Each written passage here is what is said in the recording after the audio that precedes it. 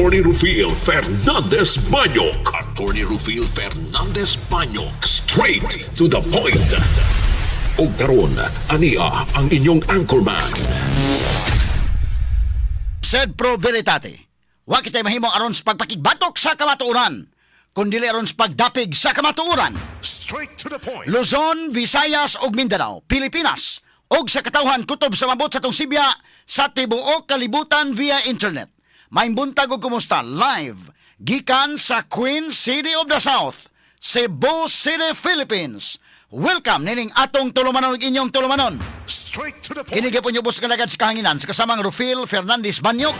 Mao'y pa rin makiguban kaninyo nining laing adlaw sa atong pagpakigbisog.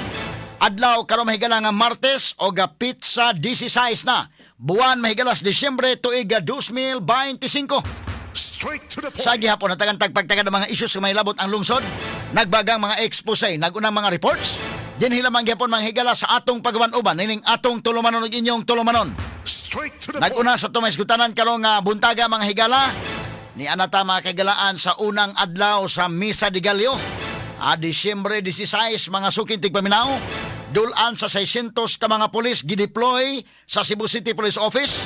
Palibot sa mga simbahan dinhi sa siyudad sa Sugbo. Subay sa unang adlaw na sa Misa de Gallo kaganinang kadlawon.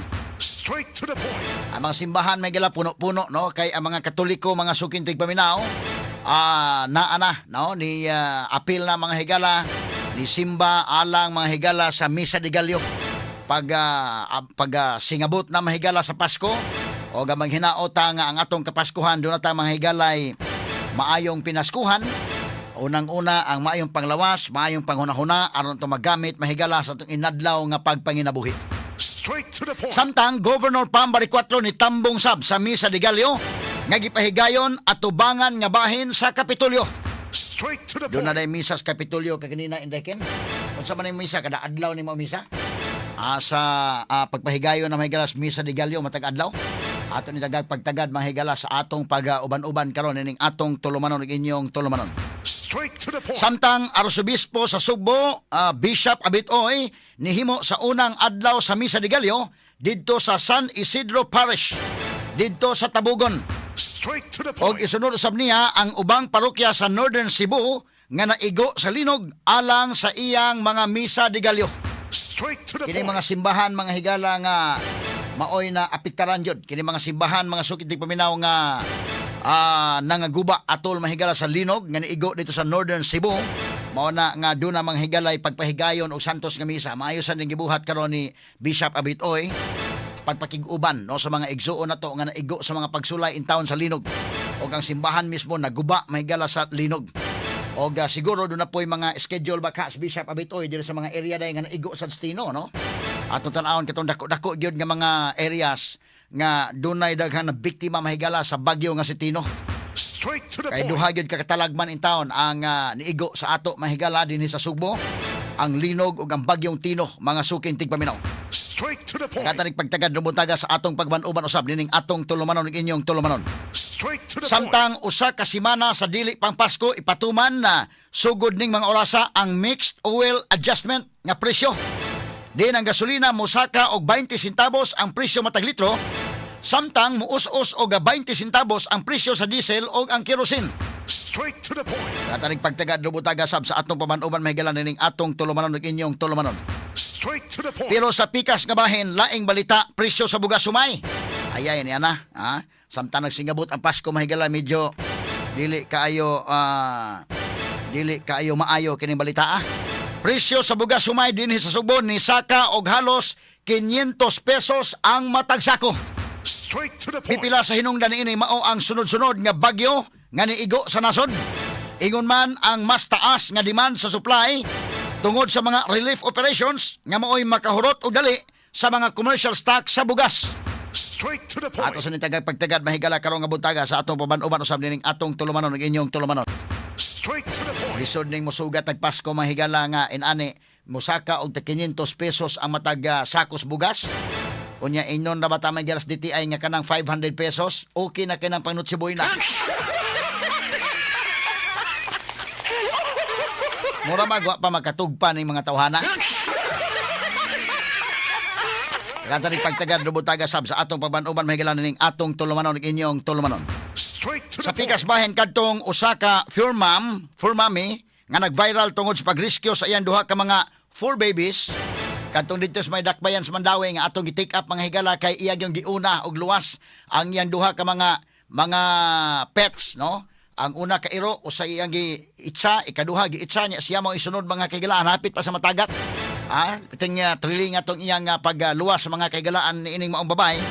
Karon ni pasidaan sa publiko batok sa mga mangortahay nga ni gamit sa picture sa maong insidente og nagpakaron inon nga siya ang nangayo og donasyon. Straight to the Kaya point. nang laay mga higala. Kining maong babae mga sugid tigpaminaw, gitagaan nig pasidungog sa Mandawi City Council okay na. No, onya dunay daghan mga nakadaig niya ang mga nagkalain-lain nga mga animal advocates mga higala nakadaig sa iyang gibuhat. Pero doon na po'y uban nga mapahimuslanon sa panahon. Mamo gani problema mga sugid tigpaminaw. Nay mga mapahimuslanon sa panahon, ilang gipahimuslan og maayo nga kunuhay nagbutang-butang og pictures kay karon kung mga panahon na pwede kang maghimo-himo og Facebook page nimo, maggamit kag laing pangan, pwede kayo, no? Nya ang uban mahigala mo, himog na nawagan kunuhay gigamit iyang picture, nanawagan siya mahigala nga nanginahanglag kwarta. Sus Ginoo ko nagpasidaan karon nga kanang mga tawhanang mangortahay dili intaw na siya kana nangayo og donasyon. Straight to the point. Kaya doon na labay uban mahigala nga dali kayong matandog ang ilang balatian, dali kayong matandog mahigala kung doon na manawagan o ang panawagan mga kaigalaan labi na inanay sama ani nga naluwas niya mahigalang duha ka mga iro. Unya na risgo pa iyang kaugalingon. Mo na tagantag pagtagad kay dili legit ka ng mao mga panawagan. Matod pa niya magbantay mo kay wa ko manawagan ana. Straight to the point. Samtang sa pikas nga bahin ang atong pagpadayon sa gutanan mahigala sa kaso nga gipasaka sa ombudsman atong balikan og hisgot mga kaigalaan kining kaso nga gipasaka batok ni Vice President Sara Duterte. Unsa may mga basihanan labi na ang civil society mahigala nga mao kunuhay ang nipasaka og kaso. Straight to the point. Unya mopasaka sa kaso batok ni VP Sara unsa may basis ang confidential funds gihapon. Unya unsa man ning mahitungod sad kang Ramil Madriaga unsa man sa ning kasuha.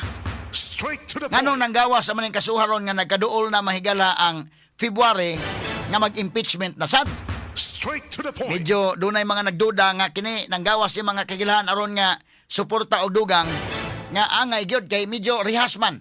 Medyo ang mga tao nga nakahibaw mahigala sa impeachment nga miingon ng Supreme Court nga wa na magkadimao ang proseso mo na nga naapinding Supreme Court og ibalik og pasaka karong February medyo makaingon ang mga tao nga balik-balik man.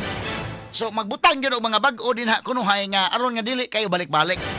Mo ni ang pagduda sa uban nga mo ni nga kunuhay ni gawas ing kinahanglan mahigala Ramil Madriaga para pud kunuhay nga dunay bag-o Straight to the Pero sa point. pikas bahin tan-aw na to ang iyang affidavit kay basin day pud og naay basihanan. Kay kung way basihanan atong tan-awon mahigala no atong lion kini affidavit mahigala ining Ramil Madriaga.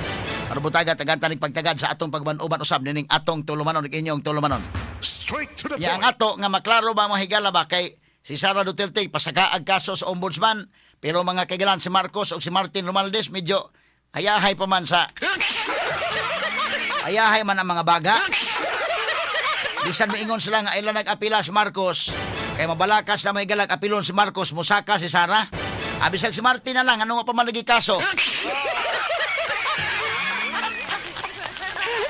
Kanta ni pagtagad doon mahigala ato lang agi kato katawa kay muraman og naunsa naman ni mga Pilipino ning kalakiharon nga labihan man mahigala nga mugukod mga kaigsunan sa dili maoy angay gukuron.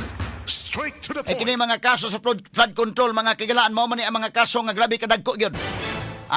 Unya ang grabe karon mahigala ang kasuko sa mga tao gumikan sa flood control. Unya lahi man mga kigalaan ang basihanan nibalik man mahigala ang confidential funds. Straight to the point. Di okay, ipasaka lang ng confidential funds, mamaka inyong gusto, pero nganong mura maghilom kaayo sa flood control? Straight to O the nandun point. na po yung mga nag-question, mga kagalaan nga ang civil society, kato nagpasakag kaso, labihan kasaba kayo batok ni VP Sara, pero hilom pa sa tirana, labot mahigala sa binilyon ka pesos. Straight to the point. Saba mahigala sa minilyon, pero hilom sa binilyon. Straight to the point. Hilom sa trilyon. Straight to the Unsa ba point. ni kabalikwaot mga sukintig paminaw? Nakatani pagtagad sa karong butaga sa atong pagbanuban ining atong tulumanon ug inyong tulumanon. Straight to the point. Kini guban pang mga isgutanan niyo mabati exclusive over DYHP RMN Cebu. 612 sa dial sa inyong mga radyo ug sa 93.9 IFM.